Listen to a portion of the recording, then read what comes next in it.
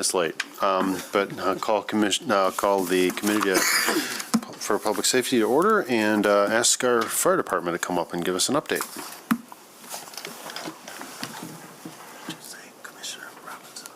Oh, and Commissioner Robbins is absent. He got sick, and we'll see how sick he is tonight. I guess whether he resurfaces for Commission Night Out, but he's not feeling well.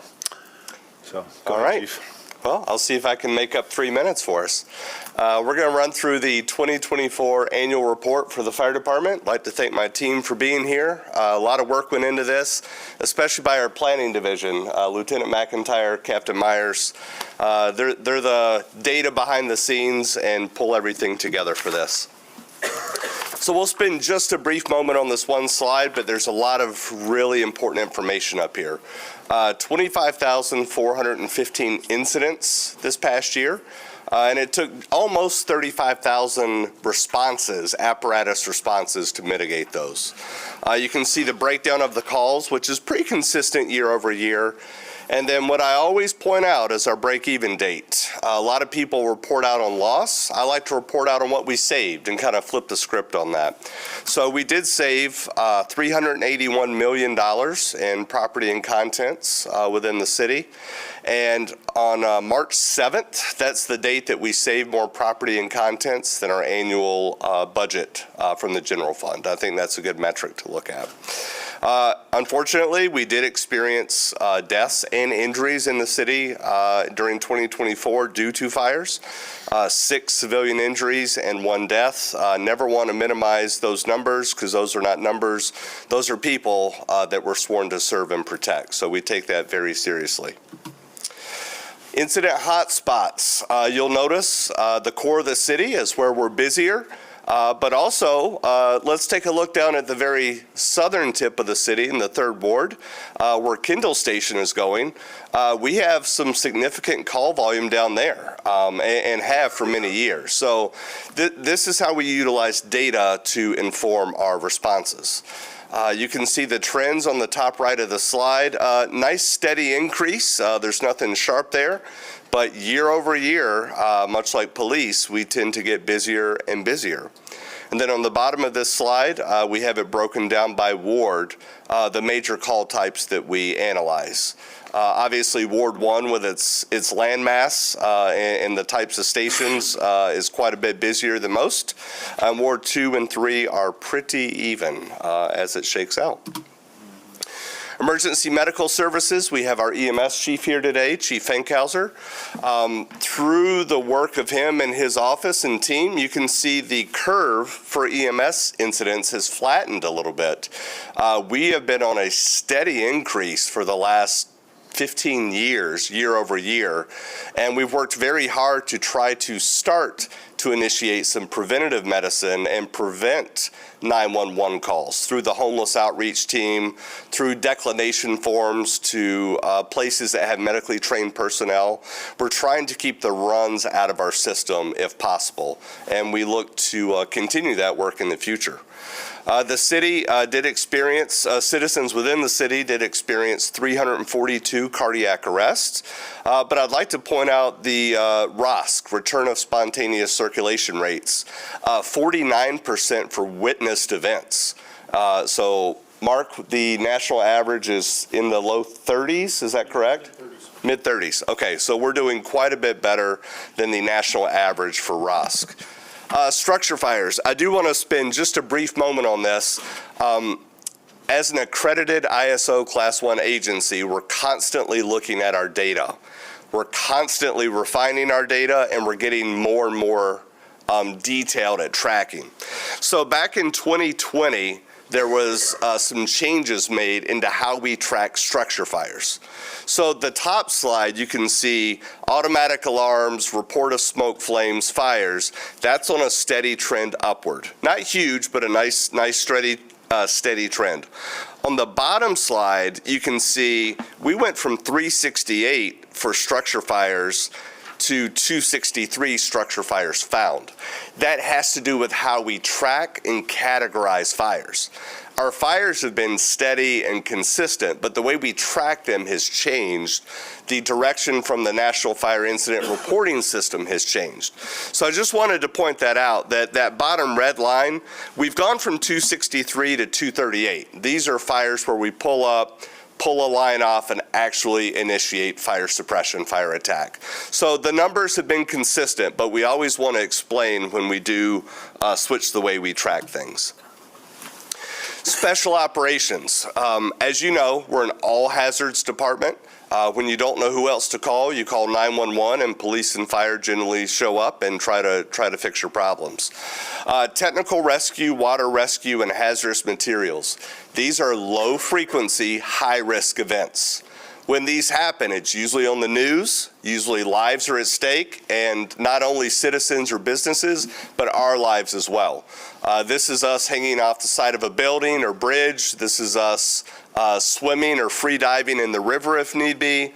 And this is us dealing with chemical leaks, which do occur a few times every year within our city.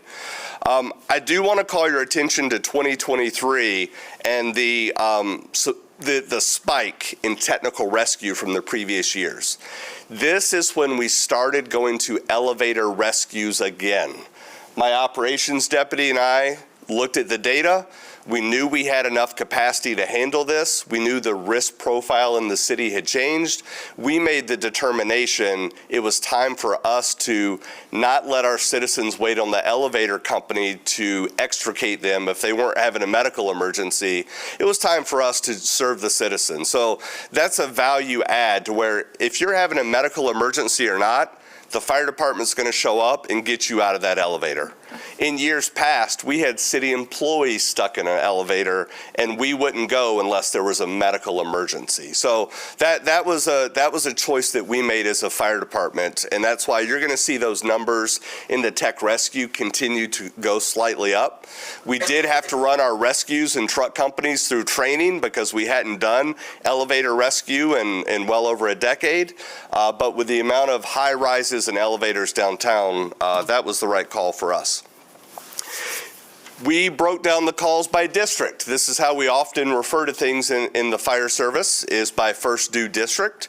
As you can see, LaGrave is the busiest district, which correlates with the downtown core and the amount of call volume. Kalamazoo currently is the second busiest district. Yet again, why we are opening up another station down there, and that's really going to bring Kalamazoo in line with the rest of the fire stations. And Bridge on the near west side obviously is a hugely busy and heavily populated area that we watch. But I want to call your attention to the fourth busiest district on that bar chart, which is Leonard, the far northeast, Knapp's Corner. We run a single 75-foot aerial out of that station. Pre-2008, we ran an engine and an aerial up there. That's been an area that we've been watching for about 5 to 6 years now. We're not sounding the alarm yet on needing that second unit up there, but much like Kalamazoo got on our radar and we tracked that data for about a decade and ended up making a decision, we're looking at that same thing up in the Leonard district. Performance gaps. As part of our accreditation process, we have to formally let you know if we are not meeting our response time goals in certain areas. We are steady. So if you look at the data distribution, this is when we get our first rig on scene. We're a little over 70%. Concentration, this is when we get all the fire trucks on scene to multi-unit responses. We're doing quite well at 92.5%. So very happy with how concentration has trended over the last decade. And reliability is doing pretty good as well, about 85%. So again, you see some asterisks next to some data. Over the years, standards change, goals change, and we always denote when we make that change for you. Finally, the simultaneous. Leonard currently has the highest simultaneous call volume as well. What does this mean? When you call 911 and ladder 1 goes to a run, 12.4% of the time, another emergency occurs within that district. So I pull from Chester, I pull from Monroe, I pull from Plainfield fire stations to come answer that call. So that's another trend that we're watching closely out there. Community risk reduction. A lot of times people want to discuss fires, EMS, the 911 calls. This is a huge portion of our work is community risk reduction. It's preventing the incidents before they occur. So as you can see, our team installed over 8,000 smoke alarms last year and conducted, over 1,000 risk assessments. That's where our fire suppression crews go out into the community and evaluate buildings for risk, and we upload that data into our dispatch system and have that information available. We also were in 873 private residences doing home safety assessments as part of installing smoke alarms. We also help them to mitigate small things like having things next to water heaters, overloaded electrical circuits, making sure their egress paths are clear, etc. Finally, I'm going to call up our emergency manager, Allison Ferroli. For those of you, I'm sure everyone knows, but for those of you that don't know, Allison is leaving the city of Grand Rapids. It's with a heavy heart that I make this announcement, but she has an amazing opportunity to be the Director of Emergency Management and Homeland Security in Minnesota. So I'm sad, but I'm very happy for you, and I just want to thank you for your years here in building out this program. We really did start from nothing when Allison came in under Chief Lehman. Chief Lehman was trying to juggle both jobs, and I can tell you as a fire chief, I can't do it. It's impossible to be an emergency manager and a fire chief in a jurisdiction of our size. So I would just ask for a round of applause for Ms. Ferroli as we wish her well.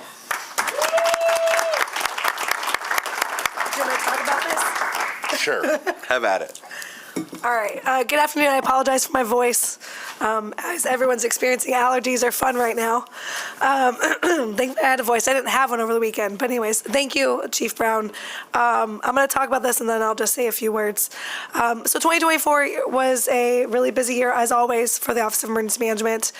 Did a lot of different things, as always. As you can see here, I think one of the big pieces is that we became a storm-ready community. We are the largest city in the state of Michigan to be designated as a storm-ready community. And just as a reminder, there's a few things that we had to complete to become that. And that is a testament to the work that's been done to build this office over the last 5.5 years for us to be able to become storm ready. We also did a full-scale active shooter exercise in the spring of last year in collaboration with GRCC and, of course, GRPD and other public safety partners. First time we've done a full-scale active shooter exercise in a long time to really look at that unfortunate situation that's still occurring around our country. Obviously, we have run an emergency operations center. A very busy year with the presidential election on top of severe weather and just we had a water main break on St. Patrick's Day and other things like that. So again, another busy year for our emergency operations center. And then also from the storm system that happened in our community in August of 2023, we were formalized to get a presidential declaration for that about 6 months later. So we dealt with FEMA coming to town earlier last year, ensuring that we were getting support to the residents and business owners that were impacted by that storm. And then last, obviously, we have our community emergency response team, our CERT team, that is honestly continues to thrive and be very well received by our community. And we've graduated, actually, as of today, actually 50 volunteers in our community have graduated to become actual volunteers. And we are kicking off another round right as we speak. And our classes have been filling up, and we have wait lists again, which is a great problem to have. So I'm excited to see that continue, and I know that that's going to continue on past my tenure. But overall, it's been 2024 year was a busy, fun year, and obviously we got a lot done. So proud of this program. But with that, I do want to thank everybody. This is an exciting opportunity for me to become a state director in Minnesota. I've really, truly enjoyed my time here in Grand Rapids to really help bring the city into an opportunity to become more resilient and more ready, and to do what I love every single day is to serve and to ensure that we have really a ready and resilient community. So emergency management is not just a job to me, it's a career and a passion. And so I've really been very fortunate and grateful to serve this great, beautiful community, and I'm going to miss it. So thank you. Any comments, questions, or concerns that I can address for you? Commissioner Kilgore. Quick comment, I was one of those households for the CO2 alarms and the fire alarms. Fantastic. And I think I told anyone who had listened, including the cashier at Meijer, about how great your team was for helping me with that. It was a little scary to know I own a nearly 100-year-old home, so it's very helpful and very thankful for the resource. Thank you for highlighting that and talking to others about that. You were certainly much safer if you have your smoke alarms, CO alarms, and work with our team. So thank you. Anyone else? City Manager. Yeah, congratulations, Ms. Ferroli, and again, thank you for your leadership. Thank you, Chief, and all the department for your work in this annual report.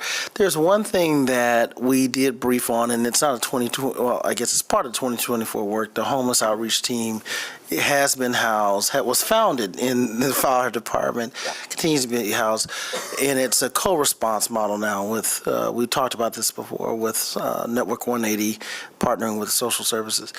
We had talked about fully transitioning that from a sworn and non-sworn team to full-time non-sworn. And we're a little challenged with that. We'll be talking about that more in the budget process, but I just want to lift that up. I know the chief didn't report specifically on that because we're a little bit in limbo, but we'll have more to say with the upcoming budget. Yes, and regardless of where it lands, whether fire or community development, I think it's time for a refresh. I think we can do better with that team and make more of an impact out in our community. So we're excited to continue that important work as well. Yeah. Thanks. Yeah. Okay. Quick question. Yes. Yes. Sorry, go ahead. Thank you so much, Chief, for the report, and we commend you all tremendously. So, can you tell me a little bit about your staffing situation and any recruits that you have going on currently, Sure, absolutely. and your program, your teen program also? Yes, yeah. briefly. Thank you for asking. So right now, we have applications open for firefighters and fire cadets. Our acting lieutenant of recruitment runs our cadet program. They reach out into our community and work to get inner city youth and young adults into our program to show this as a viable job option. Currently, it's only been open for a couple weeks. We have over 40 applicants for cadets and over 300 applications for firefighters. We fully anticipate having 700, 800, 900 applications for firefighters. We're one of the few departments in the state, maybe the only fire department in the state, that does not have an issue recruiting. We still train people off the streets to be firefighters. Most others require full certifications for you to walk in the door. And so I am a huge advocate for continuing our model, because that's how we can get the best and brightest people, and then Jack can turn them into the best and brightest firefighters. Okay, so our model is working great. I don't recommend any changes. As far as staffing goes, we hired 19 people this last time around. They started in January. We are down to 16. We had one academic failure that was not meeting the mark. We had one physically that just couldn't keep up.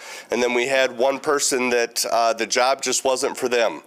When we started getting into some tight positions with our air packs and crawling around in limited vision, it just wasn't for them. And this job's not for everyone, right? It takes a special person to want to hang off a building and crawl around and smoke. But the 16 that we still have are doing amazing. They're over halfway through fire training, so 2 months left on that, 2 months of EMT training, then they'll be out on the rigs this summer, ready to help us staff Kendall Station. So staffing for us is just fine. Great. Yeah, thank you.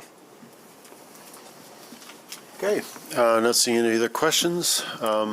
Chief, Thank you. and bring up our police chief.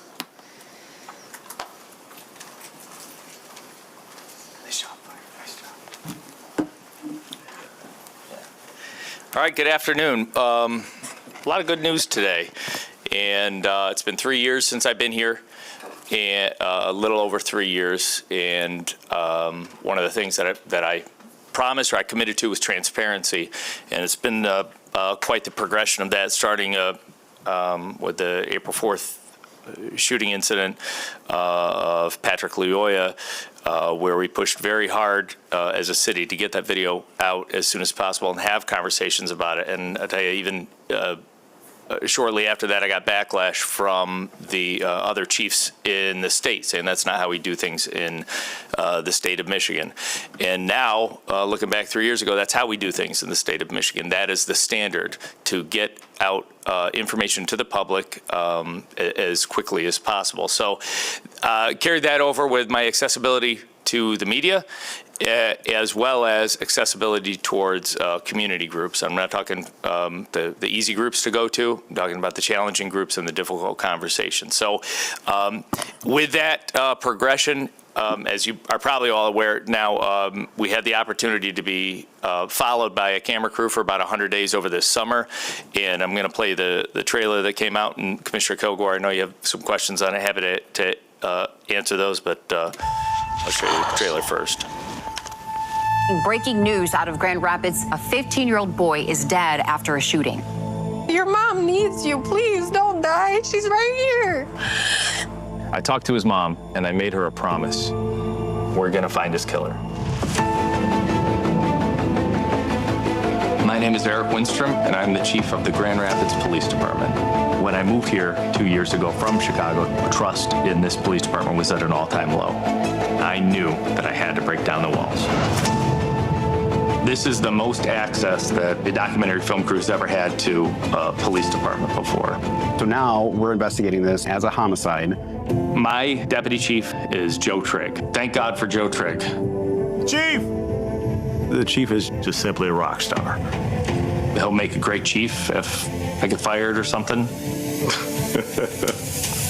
Better not happen. Going with him. I helped him put her in the trunk. Please, God, tell me yes. There's a chance we might not get to a criminal charge. Keep pushing forward. It's that simple. Everybody in Grand Rapids needs to step up. That we know where he lives, we can get him that house. Turn the vehicle off! Hands up! No, I'm not. This is the Grand Rapids Police Department. You have absolutely no idea what to expect.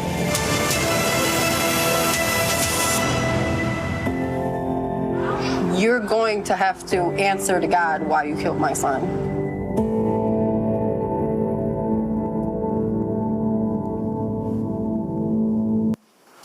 All right, so I'll just go through with all the other things. As you can see, our numbers are looking headed in the right direction still for auto theft. The year-to-date numbers pre-pandemic, better than pre-pandemic levels, something that we've talked about quite a bit with the progress made there. And you can see, I hope this trend continues to head in the direction that it's heading. Robbery totals, not a statistically significant difference there. No patterns that we're seeing. Same with ag assaults, no statistically significant scientific measurement of any hot spots or anything like that. I hope that this list stays with Shemaya and Alita for the remainder of the year. Fortunately, we have not added to it.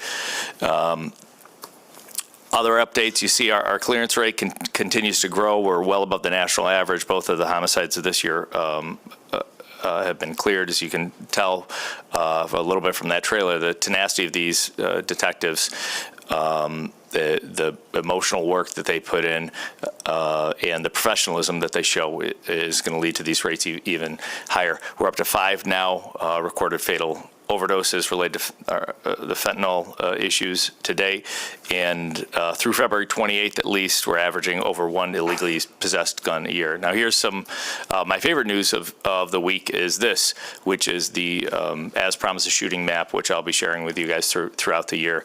And you may not remember, but this is the exact same shooting map as last time, which means we have not had an individual shot in the city of Grand Rapids since the last time we were together.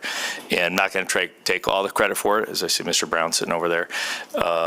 Obviously, this is all a team effort, and so many people involved. Finally, as of Saturday, I testified at the CALEA accreditation conference for our dispatch center. Our dispatch center, which dispatches not only police but also fire, is reached the gold standard level of accreditation by the Commission on Accreditation for Law Enforcement Agencies across the country. The hearing went so well that the individual who was running the hearing is the dispatch director from the city of Alexandria, Virginia, and she met with my team after and has already set the groundwork for making arrangements to have her team come out to the City of Grand Rapids Dispatch Center to see how we do things, because our internal audit by this group went absolutely perfectly. So all good news. And I should say, if any of you have an interest, it's one of the behind the scene things. It's on the 4th floor, 1 Monroe Center, that not everybody always thinks of to visit, but they would be happy to show you guys around the dispatch center and talk about it. We have some real experts up there. So, and with that, I'll take any questions. Great. Commissioner Kilgore. Yeah, thank you so much, Chief Winstrom, for your presentation today and your work so far. So I have around 4 questions pertaining to this collaboration with Discovery ID, and then another constituent concern. So first, if I may please have clarity regarding unauthorized use of a trailer versus unauthorized use. So we were given why was an unauthorized trailer circulated for a month, and then why did we receive a different trailer? So I think what happened is that actually they had, well, I'll tell you, Commissioner, my son actually appears in that, and I hadn't signed off on my son. So they shot over sort of a group text or email to a whole bunch of people at the police department, and it was meant for, hey, Eric, we need a sign off for your son. I was like, oh yeah, no problem. They started sharing them, you know how not social media, but text messages or whatever. And I knew that was a problem. I was like, hey, you sent this to a lot of people. Is this a problem? And they said, well, it's not the official trailer, but it's not, as long as you're okay with Connor being in it, it's no problem. So that's how that Thank you. Step one. Yeah, of course. Thank you so much for that clarity. And then if you could just please help me understand and just provide a little bit more fleshed out of the thinking behind why this collaboration with Discover AD was the best option to highlight ongoing efforts of transparency and honesty within the police department. Yeah, I'll tell you. So my thought process is, I would say it's threefold. Started out as twofold, now we're at threefold. Number one is this body granted us EPIC recruiting contract back a few years ago for our recruiting. There was a website involved, filming, et cetera. That ran out, and there was a request for $150,000 more to continue that.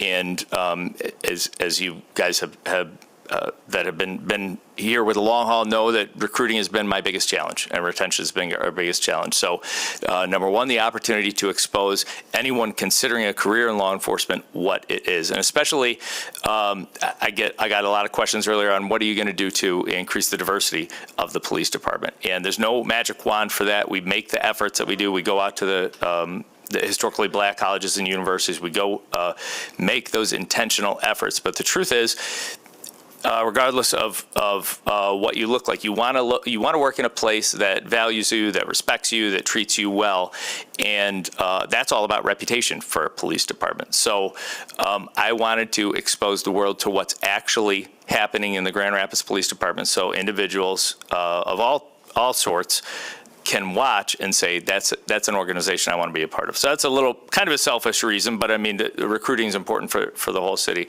Second, of course, is transparency with the community. I inherited a police department which was still in a little bit of a silo mode where we have a lot of brilliant people. Now, I will say, of my command staff of 10, only 3 of them are original to their roles. So we've had a lot of turnovers.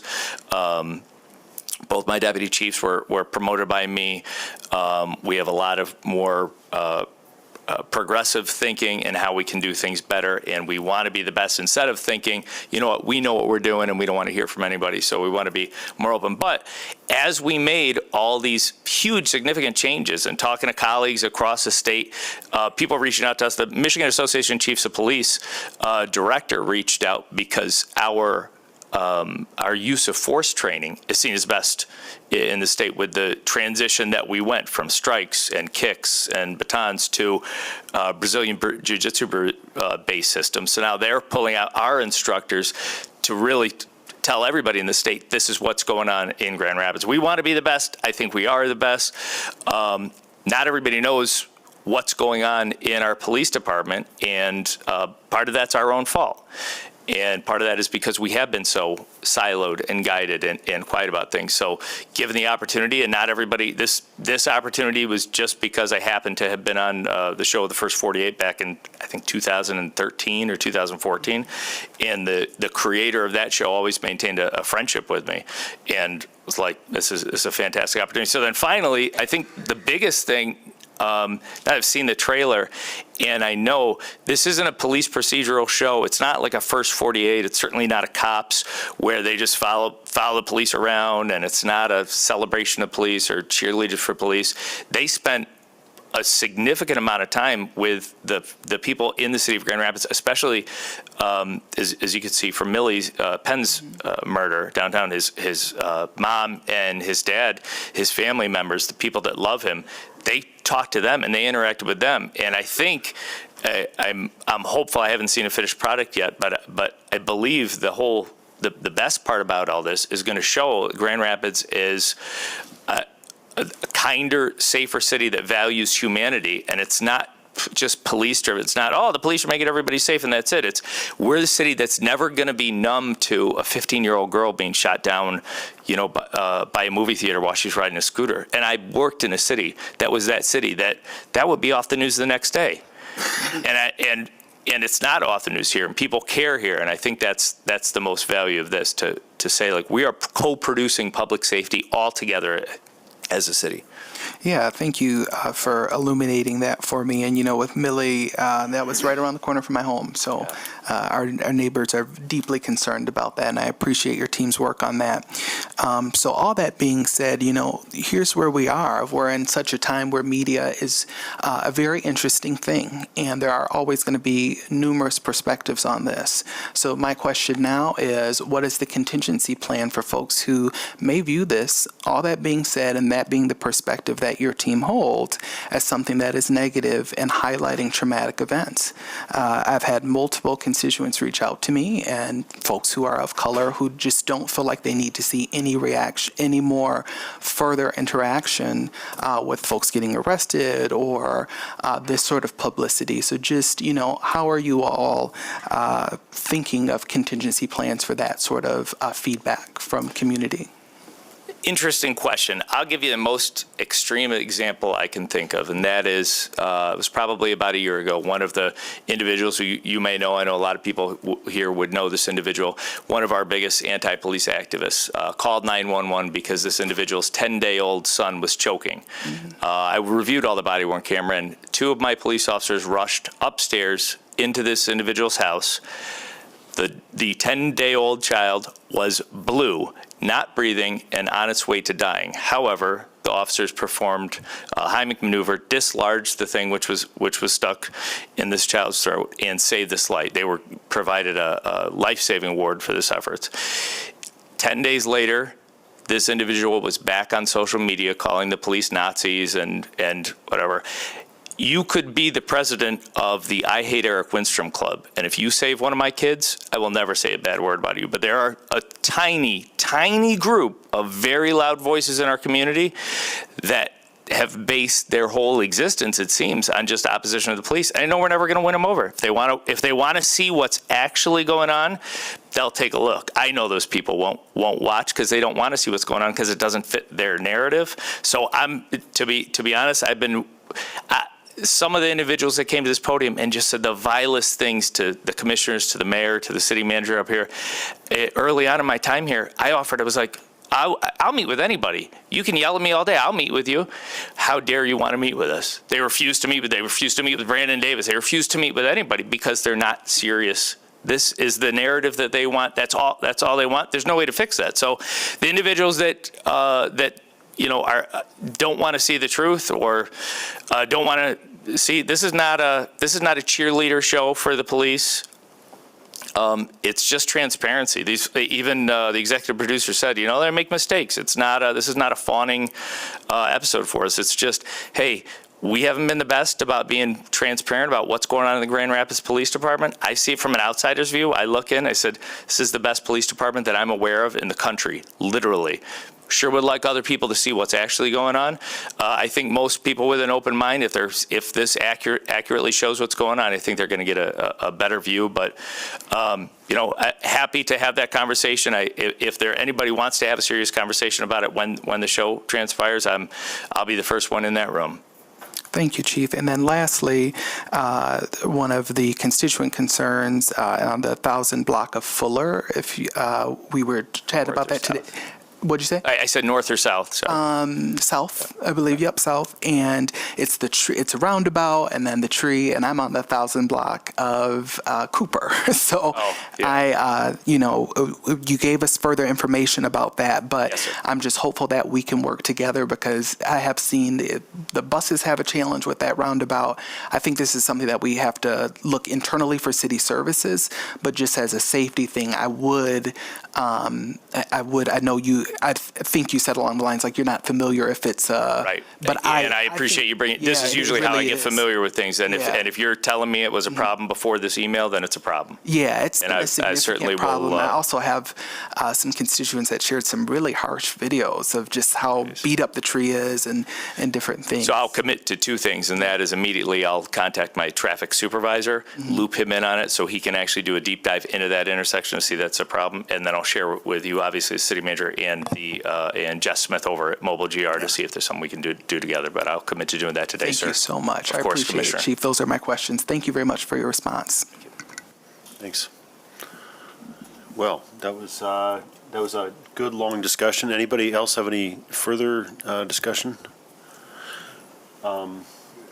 Yeah, so thank you, Chief. I've said this before to you, and I like to frame it this way, but I've always said that your superpower was your instinct for transparency, and I think I can't overestimate how much I value that. I mean, I think that, I started working as a prosecutor in 1992, and so, around GRPD a long time ago and been watching operations for a long time. And I think if we're honest about it, this is one of the things I say about politicians too, is anytime people have power and, there's certain authority and power that goes along with the badge, there's a part of our brain that wants to control information, and secrecy can go along with politics just as much as anything else. But I think if we want to live in a democracy, we always have to be fighting against that instinct to hold things secret that don't need to be secret. And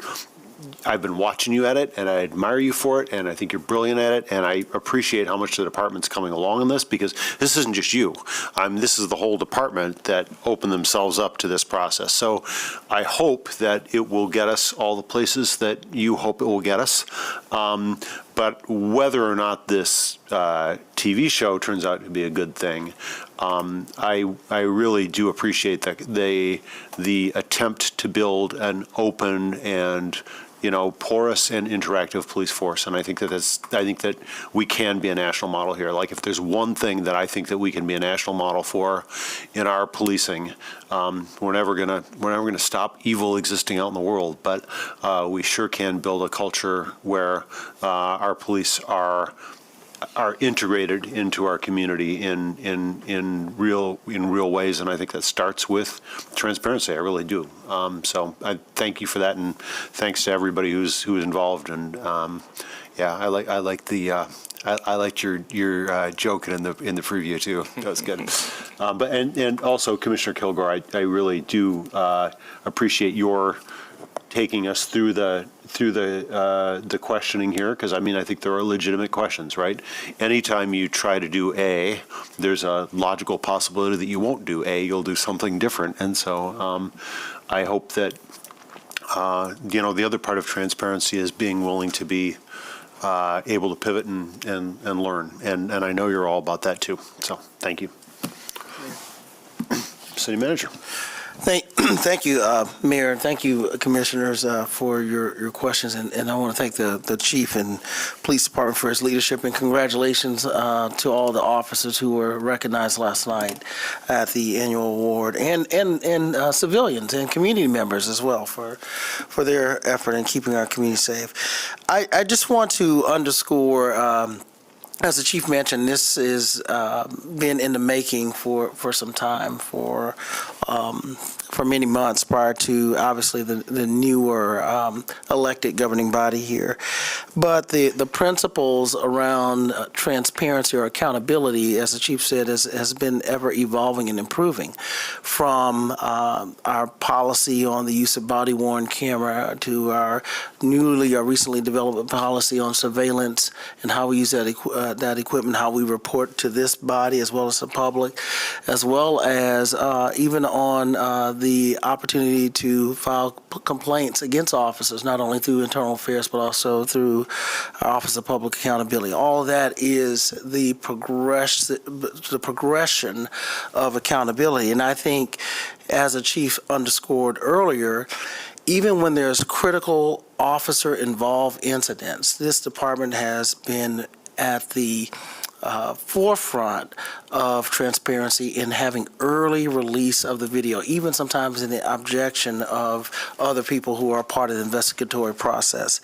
And so I applaud that. And so it's unfortunate that much of the time we're asking for police video or police accountability is when it's an officer-involved critical incident and one of the officers being questioned around their action accountability. And we're willing to do that every time the community asks for it, every time some of the members of the Public Safety Committee has asked for it.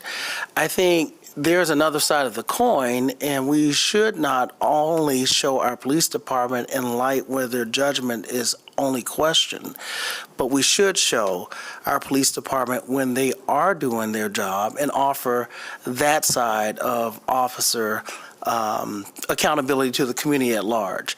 And so I do hope, I have not seen the documentary or series in full, and my hope is that it will offer that other perspective when there's not a critical officer incident, when the officer's behavior is being questioned, but when the officer is acting on behalf of the community and public safety and helping us to become a safer community. So I want to thank the department for the work, and I look forward to seeing the documentary. I am sensitive to the community concerns around trauma that Commissioner Kilgore has asked, along with all the other incidents that we've had in the past, and not that's not lost on me.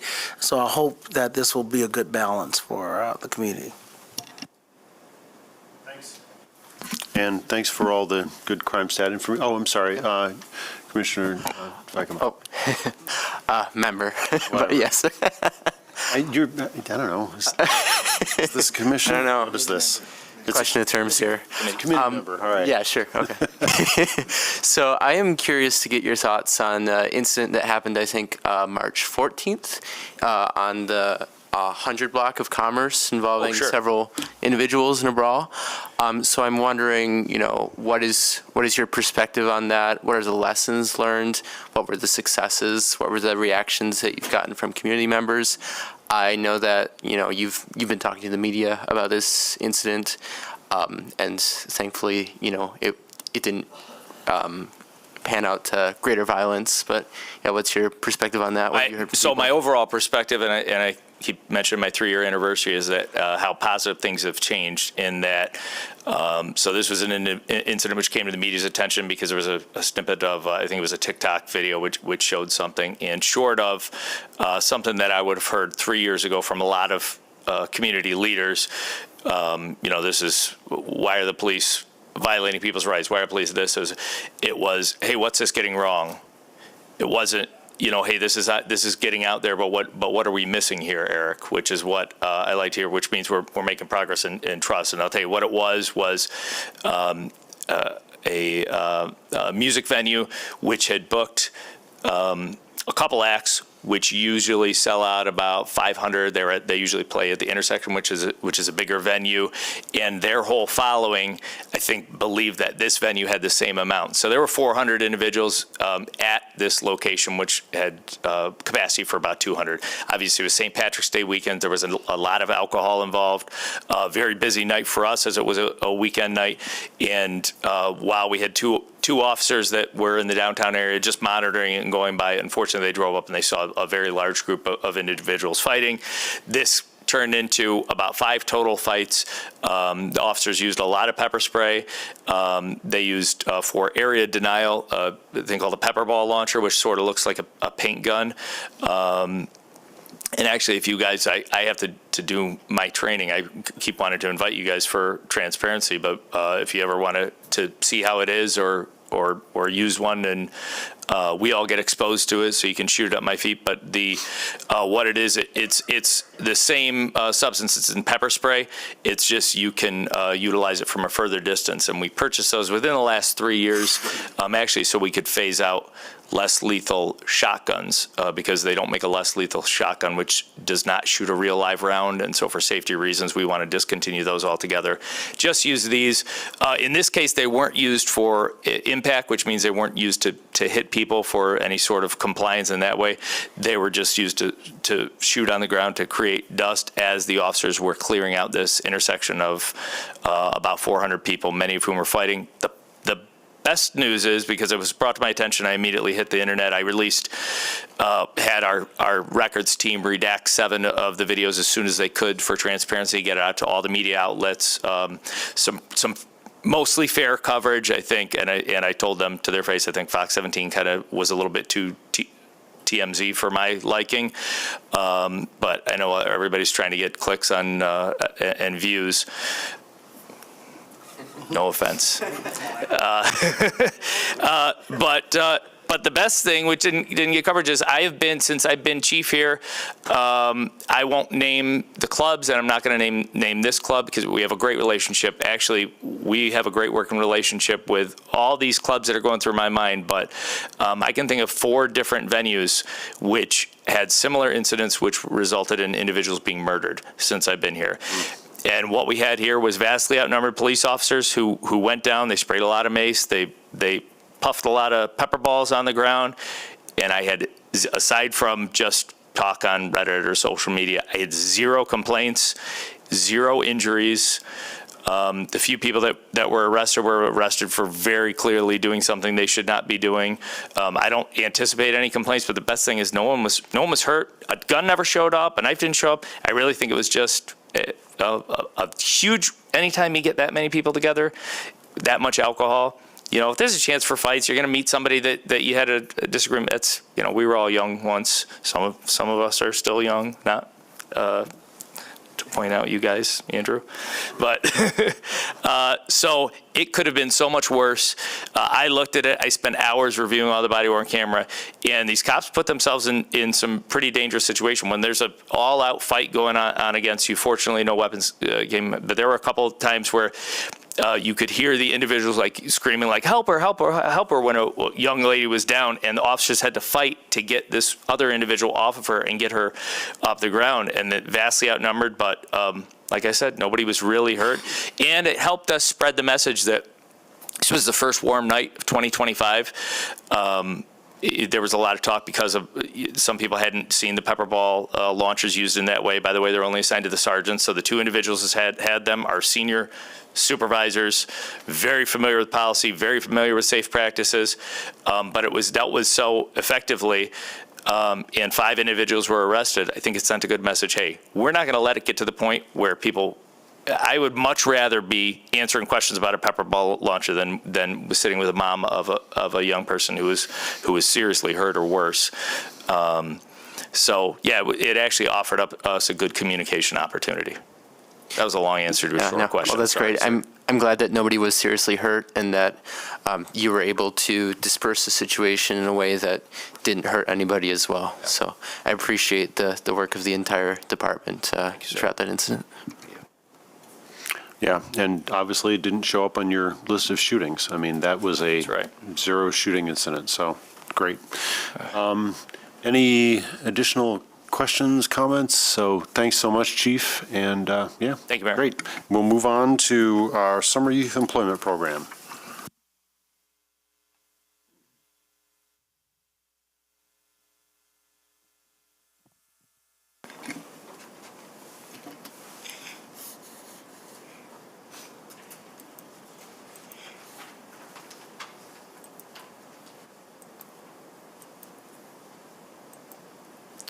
All right. Good afternoon. My name is Shannon Harris. I am the Executive Director of Our Community's Children. I want to thank the Mayor and Commissioner and City Manager and committee members for this opportunity to talk to you all about the Grow 1000 Summer Youth Employment Program. And so I'll first review our program from last year, also provide some program elements for this upcoming summer's program, and then share how youth and businesses can participate this summer in the Grow 1000 Summer Youth Employment Program. First, want to tell you a little bit of history about the program. This program was created by our city manager, Dr. Mark Washington, back in 2020, and it was a response to the COVID-19 pandemic, ongoing racial injustices and economic downturn at that time.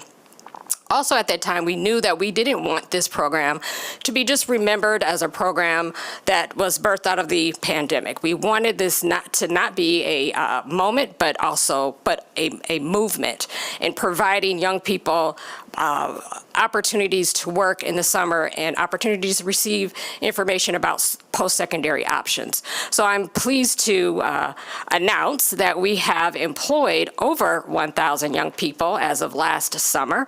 So we've employed a total of 1,150 young people over the course of 5 summers. And as we go into summer of 2025, we are definitely hopeful that this program will continue for years to come. So as I mentioned, I am the executive director of Our Community's Children. Our Community's Children is a public-private partnership between the City of Grand Rapids Public Schools, and community partners. And we create programs and facilitate initiatives that better prepare young people for college, work, and life.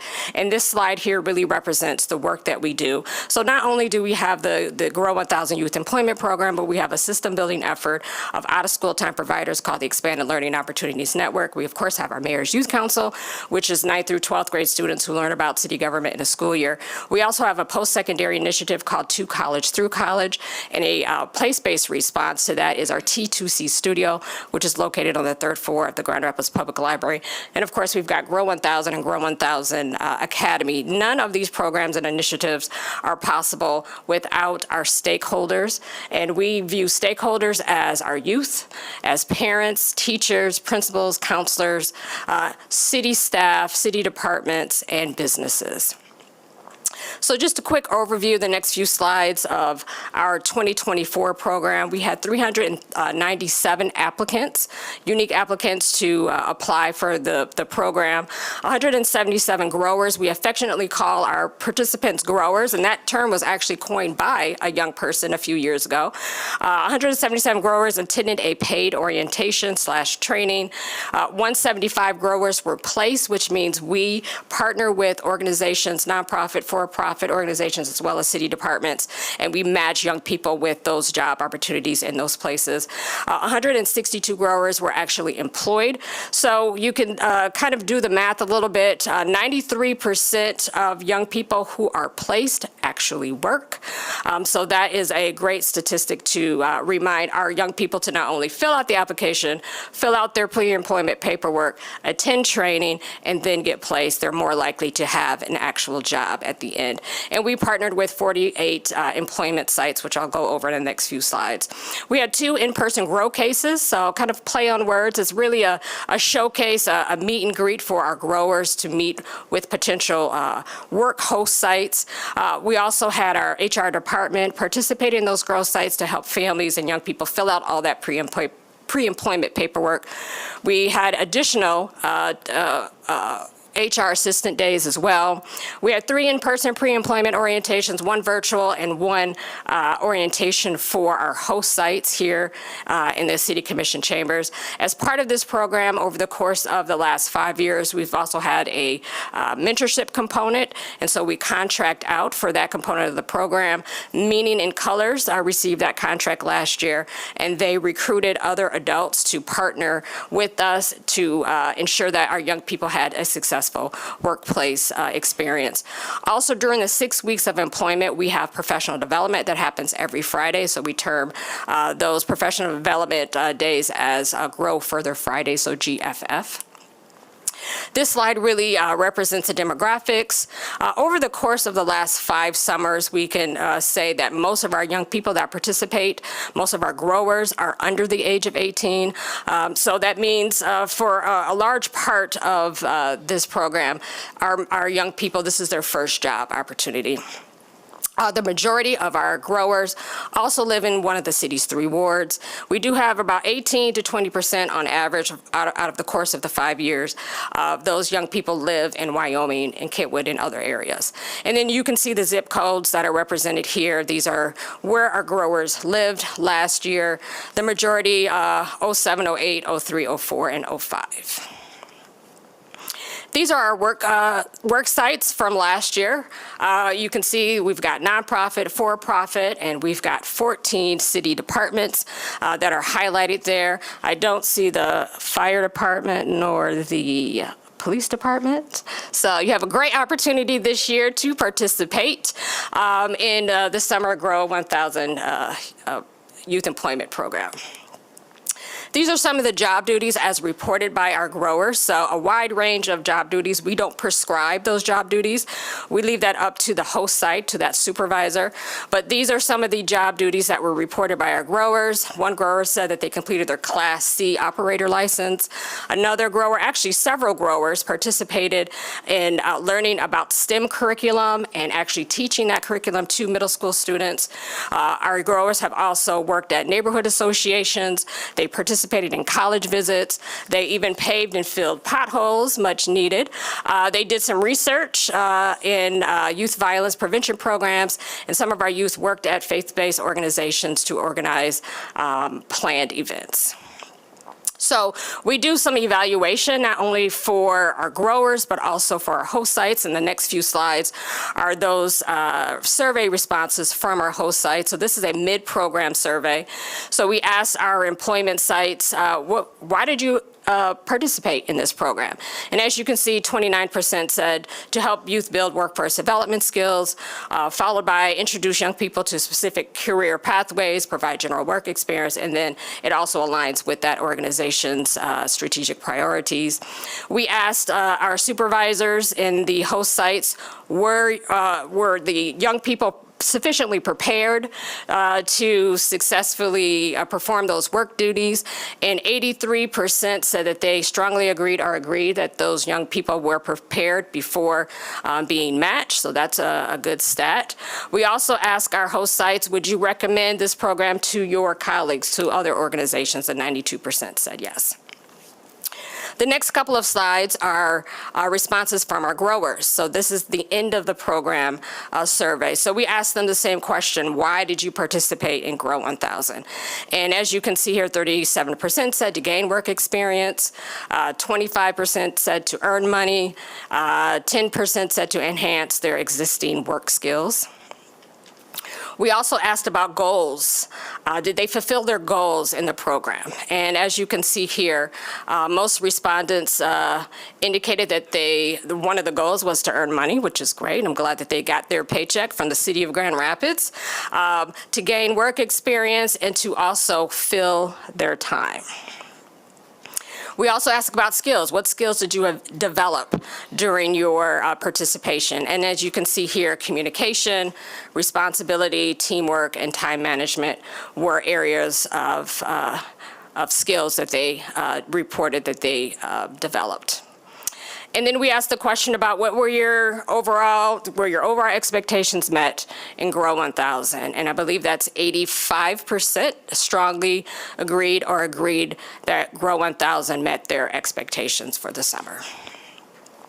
So moving into 2025, these are some of the program elements. So the participants will continue to be 15 to 24 years old. And as we know, over the course of time, the majority of our young people come from one of the city's 3 wards. The City of Grand Rapids will continue to be the employer of record. And although our Communities Children manages this program, we have the support of several city departments to implement this program, including our HR department, Parks and Recreation, Payroll, Communications, Community Development, Risk Management, Comptroller, and others.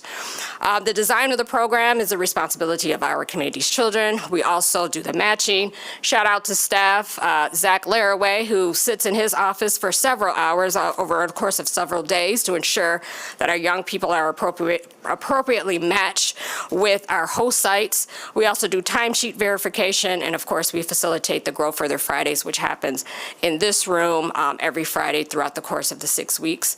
Our young people, our growers, receive $13 an hour for 20 hours a week for 6 weeks. 3 of those hours, again, are in professional development with us. And then we partner with host sites. So last year we had 48 host sites. Hopefully we'll have even more this year. And so we partner with those businesses to ensure that young people have those meaningful job opportunities. And so a business, organization, or city department pays $1,600 per youth that is matched. And if we have nonprofits that have 10 full-time employees or fewer, we're able to subsidize those wages earned by youth through grant dollars and donations. Some important dates to remember if there is a business or an organization that would like to be a host site or city department. The registration the registration is due April 25th.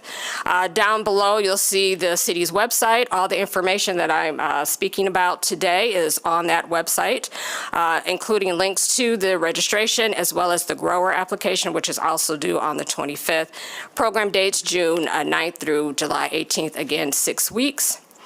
If there is a young person that's watching and not in school right now, or if there's a caring adult that is interested in their young person participating, it's a really simple process. You go to the city's website, so grandrapidsmi.gov/grow1000, and then look for the Apply Now button, which will take you to the NeoGov site. They fill out the application by April 25th. They look for their emails or check their emails on a regular basis. Check their emails on a regular basis. Check their emails on a regular basis to receive a link from the HR department to start filling out their pre-employment paperwork. And then they will be invited to attend orientation that will happen here in the City Commission chambers, which is a paid mandatory orientation. They'll need to accept their matched position and then perform 20 hours of work from June 9th through July 18th. If there is a business, organization, city department, or an individual that would like to engage in this program, there are 3 different ways. One being a host site, so again, filling out that registration by the 25th of April, attending an orientation on the 16th of May here in the City Commission chambers, and then providing 20 hours of work, or actually 17 hours because 3 hours are dedicated to professional development. Any organization, business, or individual can also donate any amount to provide some funds for the cost of this program. And then if there is a nonprofit organization of you're choosing a favorite organization that you want to sponsor, we will also take donations, and that will help defray the cost of young person being placed at that particular nonprofit organization at $1,600 per placement. We will also be asking for some appropriation from the Third Ward Equity Fund. There was a slide at the beginning of this presentation that really outlined those zip codes.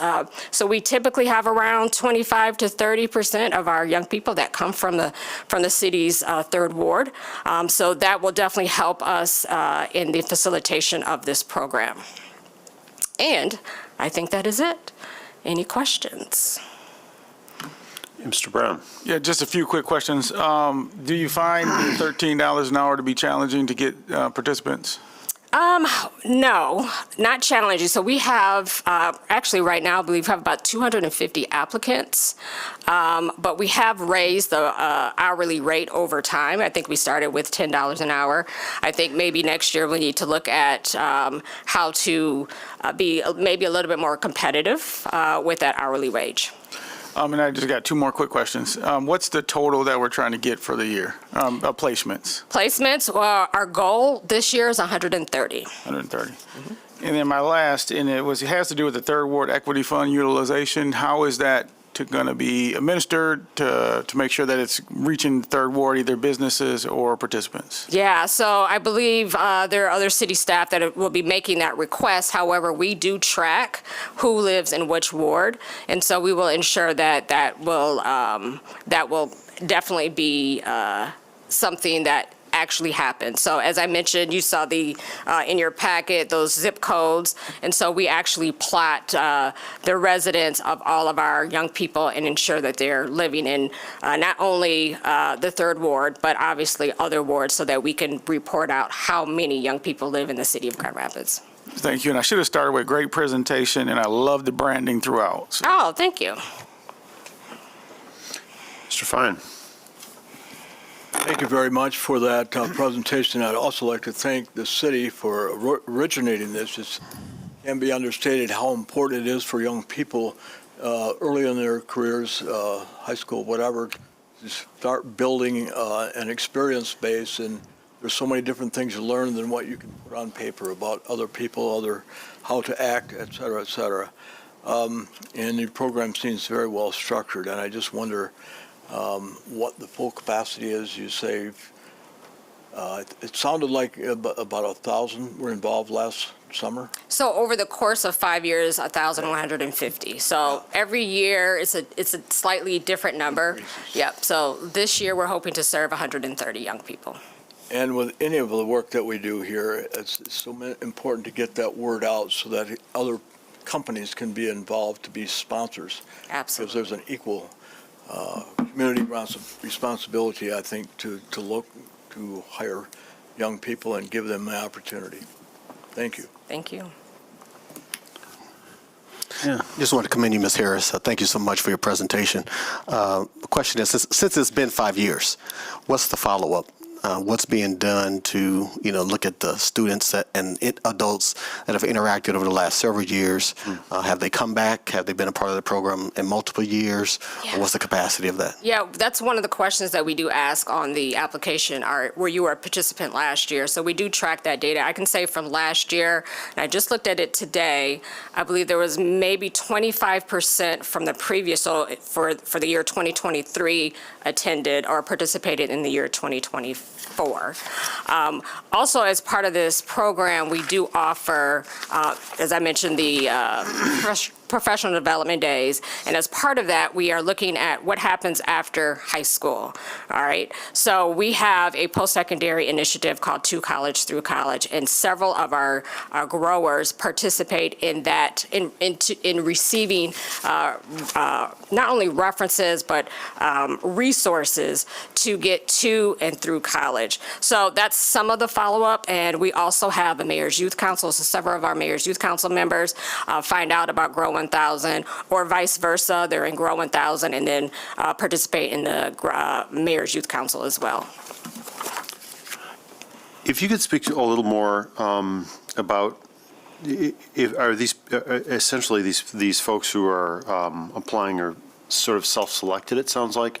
So I had a couple questions. One was if you could speak to any efforts to get engaged with the disabilities community. You've got breakdowns here on race and ethnicity, but nothing about disability at all, and I'd like to hear a little bit about that. The other is, what jumped out at me was the participation in the Hispanic community is about half of what the Hispanic population is in Grand Rapids. So that's a really underrepresented group, and I don't know if you can speak to that or any efforts to engage that community better. So to your first question about the disabilities community, as an employer, we're not able to ask those types of questions unless a young person reveals that information to us. So we don't collect that information as the employer of record. However, if a young person says that they need additional assistance, we for sure are able to follow through on that. As part of Grow 1,000, we've also established a community of practice with employers.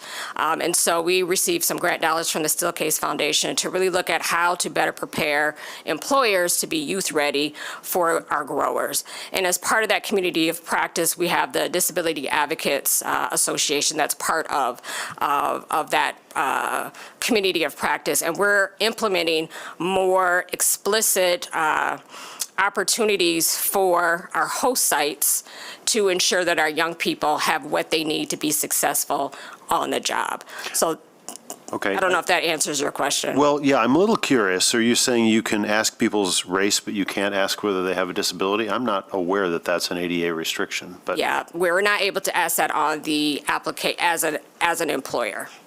Okay. But they can tell, so an employee can tell their supervisor if they need additional assistance. Yeah, but mostly I was asking about outreach in any case. I mean, like, I'm not asking whether people identify themselves as disabled. I'm asking whether we've got outreach into that community. But, and could you speak to the underrepresentation in the Hispanic community? Well, we do, we kind of blanket the community, to be honest with you. So we partner with GRPS specifically, that specific district, because this office is a partnership between the city and GRPS. We partner with a whole host of community-based organizations, neighborhood associations. As I mentioned, we have a community of practice. The Disability Advocates Association is a part of that. And so we ask our partners, our stakeholders, to also spread the word, as well as young people. So one of the ways that young people hear about this is from other young people. And so we give young people flyers, there's posters, we do interviews, it's on social media. So we really try to blanket the community with the dollars that we do have to be able to do something like that. Most of our outreach is through staff. So myself, Zach, who's our program coordinator. We've got interns. So we really try to utilize all of the methods that we can with a small amount of funding to do that. So. Thanks. One follow-up did anybody? Oh, just one follow-up, Ms. Williams. I love the 2 college through college. I'm wondering if we're doing anything tracking on the people after are graduating and that are a part of this and going on to college, as well as other certificate-type programs, skilled trades and things like that we might be able to get them into. Right. We don't track skilled trades or certificate programs, but we're working to track retention and degree attainment. And so I actually have a position that I'm hiring for right now, going through that hiring process for a retention specialist to do just that, to track those young people that come into the studio, which is the T2C studio, 3rd floor of the Grand Rapids Public Library, and track them from high school to degree attainment. We're also working with Union High School students, and I know the City Commission meeting will be there today, this evening. So we're working with Union High School Challenge Scholars. Most of those Challenge Scholars live within the City of Grand Rapids, and they receive grant dollars from the Grand Rapids Community Foundation. And as part of that grant, we are also tracking that subset of students to follow them after high school to see if they get a 2-year or 4-year degree. Great, thank you. And I think we are adjourned. That's the end of the agenda.